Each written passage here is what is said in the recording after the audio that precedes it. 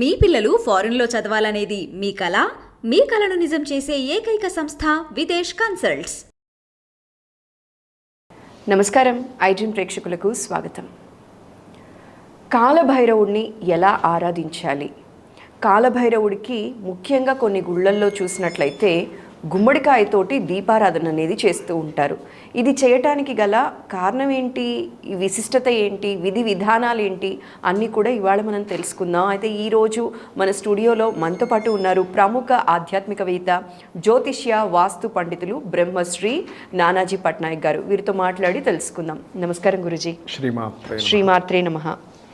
Guruji, కాలభైరవుడిని time బాగాలేని వాళ్ళు కానీ, ఏది ముట్టుకున్నా కూడా మాకు ఈ పని ముందుకు నడవట్లేదు అనేవాళ్ళు కానీ కాలభైరవుడిని ఆరాధిస్తే ఆ సమస్య నుంచి బయటపడతాము అని అంటారు కదండి.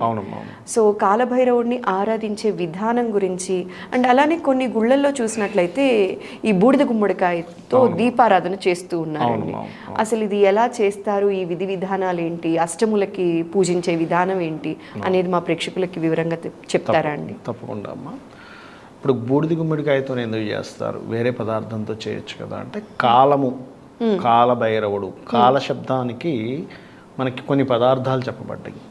అందులో కాలానికి జ్యోతిషాస్త్రరీత్యా రాహు కారకుడు కూడా అవుతాడు. ఓకే. రాహు కాలానికి, కేతువు మోక్షానికి కారకుడు. కాలాన్ని సూచించేటువంటి గ్రహాలు 4. ఒకటి సూర్య భగవానుడు, చంద్రుడు. సూర్యచంద్రుల యొక్క స్థితిగతులను బట్టి మనం తిథి చెప్తుంటాం. ఈరోజు అమావాస్య, 2 కలిసి ఉంటే అమావాస్య అని, 1/7 యాక్సెస్లో ఉంటే పౌర్ణమి అని, అన్ని తిథులు మనం చెప్తూ ఉంటాం. పంచమి, షష్ఠి, సప్తమి ఇలా చెప్తూ ఉంటాం. అందులో ఈ రాహు కూడా కాలానికి కారకుడు. అంటే మన ఆశ, కోరిక ఈజ్ రాహు, మోక్షం ఈజ్ కేతు. ఈ కాల శబ్దానికి ఎలా అయితే రాహు కారకుడు అవుతాడో, అదేవిధంగా కాల భైరవుడు అంటే మనకి ఏదైనా మీరు ఇందాక అన్నట్టుగా నాకు టైం బాగోలేదు అని అనుకునేటువంటి వారు ఈ కాలభైరవ అష్టకం కనుక చేసుకున్నట్లయితే, కొంతమంది చూడండి మనం ఏం చేసినా సరే ఇబ్బంది వస్తుందండి, అబ్బా ఏది ముట్టుకున్నా ఇబ్బంది అవుతుందండి అనేటువంటి వారు కాలభైరవ అష్టకం చదువుకోవాలి. ఓకే. ప్రతిరోజు 2 పూటలు చదువుకుంటే ఇంకా మంచి ఫలితం వస్తుంది. అయితే ఇక్కడ గుమ్మడికాయకి ఎందుకు చేస్తారంటే, గుమ్మడికాయ is equal to Rahu. Okay. Rahu సంబంధించినటువంటిదంతా గుమ్మడికాయ. అందుకే మీరు చూడండి, ఇప్పుడు ఎవరికైనా కూడా ఇండైజెషన్ ప్రాబ్లమ్స్ ఉన్నాయనుకోండి, వాళ్ళకి 5వ స్థానంలో రాహు ఉండడం, లేదా 6వ స్థానంలో రాహు ఉంటాడు వాళ్ళకి జన్మజాతకంలో. మీకు ఎవరికైనా ఇండైజెషన్ ప్రాబ్లం ఉన్నప్పుడు ఏం చేస్తారు అంటే, ఓం కూష్మాండాయ నమః అనే మంత్రం చేసుకుంటూ, కూష్మాండముకి, గుమ్మడికాయ అంటే కూష్మాండం, కూష్మాండ రసం తాగమంటారు. మీరు గమనించండి, ఎవరికైనా డైజెషన్ ప్రాబ్లమ్స్ ఉన్నాయనుకోండి, కూష్మాండ రసం తాగండి అంటారు. సైంటిఫికల్ గా తీసుకోవడం వల్ల బాడీ చలువ చేస్తుంది అని. అలాగే కూష్మాండ అమ్మవారు అంటే, సూర్య భగవానుల్లో అన్ని రకాల దేవతా స్వరూపాలు ఉన్నాయి, కానీ కూష్మాండ అమ్మవారు అనేటువంటిది మనకి నవరాత్రుల్లో కూష్మాండాదేవి అని ఒక దేవతా స్వరూపం ఉంటుంది. ఆ దేవతా స్వరూపం పూజ చేసేటప్పుడు గుమ్మడికాయ నైవేద్యంగా మన సూర్యభగవానుడికి పెట్టి ఓం కూష్మాండాయ నమః అని నామస్మరణ చేసి ఆ జ్యూస్ చేసుకొని తాగండి అంటారు, అనారోగ్య సమస్యలు పోతాయని. ఓకే. అయితే ఈ గుమ్మడికాయ అనేటువంటి దీపం పెట్టడం వల్ల ఏమవుతుంది అంటే, కాలస్వరూపుడు రాహు కదా, కాలానికి, ఆశకి, కోరికకి, సమయానికి రాహుగా తీసుకుంటాం కాబట్టి, ఈ రాహువు యొక్క అనుగ్రహం కనుక కలిగితే ఆకస్మికమైన సంఘటనలకు కూడా రాహువు, కుజుడు కారకులు. ఈ కాలంలో ఆకస్మికమైనటువంటి సంఘటనలు, ఇప్పుడు ఏంటి, మనం ఏమనుకుంటున్నాం, ఒక పని చేద్దాం అనుకుంటున్నాము, ఆ పని రివర్స్ అయిపోతుంది. అయిపోయేసరికి మనం ఏమంటున్నాము, బా ఏమిటో నాకు ఇది అవ్వట్లేదు, ఏది కలిసి రావట్లేదని రివర్స్లో తిరుగుతుంటాడు రాహుకేతువులు. అన్నీ క్లాక్ వైజ్లో తిరుగుతుంటే, రాహుకేతువులు మాత్రం యాంటీ క్లాక్ వైజ్లో తిరుగుతూ ఉంటాయి. అందుకని ఏమిటి, రాహువుని ప్రసన్నం చేసుకోవాలి అంటే గుమ్మడికాయలో దీపం పెట్టాలి. ఓకే. రాహు ప్రసన్నం జరుగుతుంది. రాహు ప్రసన్నం జరిగితే కాలం కలిసి వస్తుంది. ఆ కాలం కలిసి రావడానికి కేవలం గ్రహ ఆరాధన ఒకటేనా అంటే కాదు, కాలభైరవుడి యొక్క ఆరాధన లేదా కాళికాదేవి యొక్క ఆరాధన అని చెప్పారు శాస్త్రంలో. కాళికా ఆరాధన చేస్తే, మీరు నిజంగా కానీ నిత్యము కాళికా ఆరాధన చేస్తే శాస్త్రం ఏం చెప్తుందంటే, మీకు ఎంతవరకు బ్రతికుండాలో అంతవరకు బ్రతికుండగలుగుతారట. దీనికి మనకి లింగస్వామి, త్రైలింగ స్వామి అని మీరు వినే ఉంటారు అతని పేరు. అతను 300 సంవత్సరాలు బ్రతికాడమ్మా, 300 years. కాళికాదేవి కాళికా ఉపాసన చేసుకొని, కాళికా ఉపాసన అంత గొప్పది. అలాగే మనకి చాలామంది సిద్ధులు మునులు 500 సంవత్సరాలు 1000 సంవత్సరాలు 1500 సంవత్సరాలు బ్రతికిన వారు కూడా ఉన్నారు ఇప్పటికీ కూడా హిమాలయాల్లో.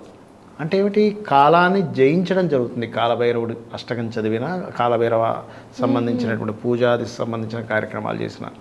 ఓకే, అయితే ఈ కాలభైరవ ఆరాధన చేసేవాళ్ళు ఎటువంటి నియమాలు పాటించాలి అంటే ఒకటి గుర్తుపెట్టుకోండి. ముఖ్యంగా కాలభైరవ ఆరాధనలో మీకు వీధి కుక్కలు కానీ ఉంటాయి చూసారా, వాడికి ఆహారం వేస్తుండాలి ప్రధానంగా. ఎందుకంటే కాలభైరవుడి దగ్గర ఉండేటువంటిది మీరు కనుక చూసినట్లయితే ఒక కుక్క కూడా ఉంటుంది వాహనంలాగా, అందుకని కుక్కలకి వేస్తుండాలి ఒకటి.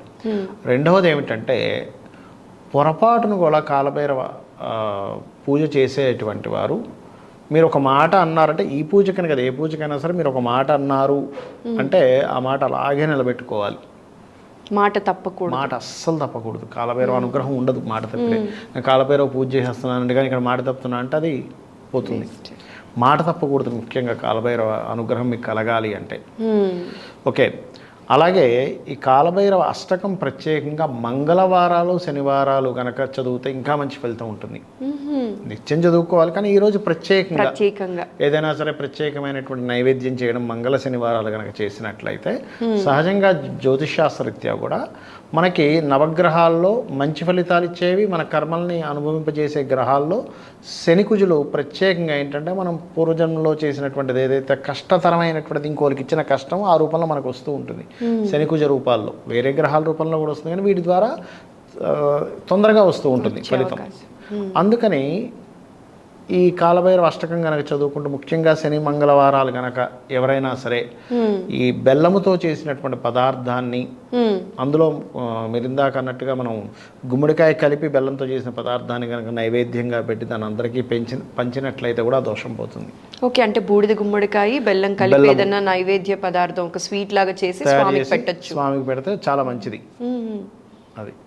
ఓకే, సో ఇలా స్వామివారిని ఆరాధిస్తే ఆరాధించుకున్నట్లయితే మనకి టైం బాగాలేనప్పుడు బాగాలేనప్పుడు. అయితే గురూజీ ఇంకొక చిన్న మాట, ఇప్పుడు మనము కూష్మాండ దీపం అంటాం కదా, గుమ్మడికాయలో పెట్టే దీపం ఏదైతే ఉందో ఇది గుళ్ళో మాత్రమే పెట్టాలా, అష్టమికి మన ఇంట్లో కూడా పెట్టుకోవచ్చా? పెట్టకూడదని కొందరు అయితే గుళ్ళోనే పెడతారు, ఇంట్లో పెట్టకూడదని కాదు, పెట్టకూడదని ఉండదు అక్కడ. ఎందుకంటే మీకు భక్తి ప్రధానం అమ్మ. ఇక్కడ ఏమవుతుందంటే ఇంట్లో పెట్టకూడదేమో, గుళ్ళోనే పెట్టాలేమో, కొన్ని ఉంటాయి.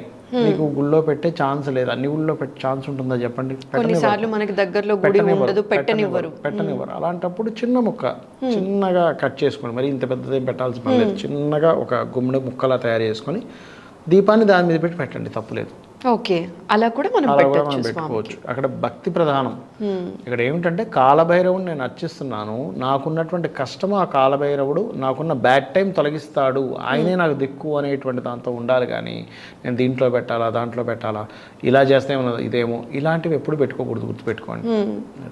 ఇంకొక మాట గురూజీ, ఇప్పుడు మీరు ఇలా చేస్తే అలా చేస్తే అన్నప్పుడు ఇది గుర్తొచ్చింది. ఇప్పుడు మనకి అంటారు కదా, ఈ రోజే మొదలు పెట్టాలి. ఇప్పుడు కాలభైరవ అష్టకం నేను మండలం రోజులు చదవాలనుకున్నాను, ఫలానా రోజే మొదలు పెట్టాలి. ఇట్లాంటి నియమాలు ఏమన్నా ఉన్నాయా గురూజీ? ఒకటమ్మా, మంచి తిథి, మంచి వారము, మంచి నక్షత్రము చూసుకొని మొదలు పెట్టచ్చు, తప్పులేదు. కానీ శాస్త్రం ఏం చెప్తుందంటే ముహూర్తం అనేటువంటిది ఏదైతే ఉందో, మీకు ఉత్సాహం ఎప్పుడైనా కలిగింది, నాకు ఇప్పుడు కాలభైరవ చేయాలని వెంటనే చేసేయండి. ఓకే, మంచి రోజు ఏం చూడాల్సిన అవసరం లేదు. మీకు ఉత్సాహం కలిగింది, భక్తి కలిగింది, ఒక మంచి పని ఇమీడియట్లీ స్టార్ట్ చేయమని చెప్తుంది. ఒక దానం ఇవ్వాలి, ఒక ధర్మం చేయాలి, దాని గురించి మీరు ముహూర్తాలు చూడక్కర్లేదు. ఓకే, వెంటనే వాళ్ళకి దానం చేద్దాం అనుకుంటున్నారు, వెంటనే ఇచ్చేసారు. దానికి ముహూర్తం చూసుకొని ఎలా చూడకూడదో, దేవతా సంబంధించినటువంటిది చేయాలనుకున్నారనుకోండి, వెంటనే మీకు ఉత్సాహం ఉంది, ఇప్పుడు వెంటనే ప్రారంభిస్తే దాని ఫలితం కూడా అలా ఉంటుందని చెప్తుంది శాస్త్రం.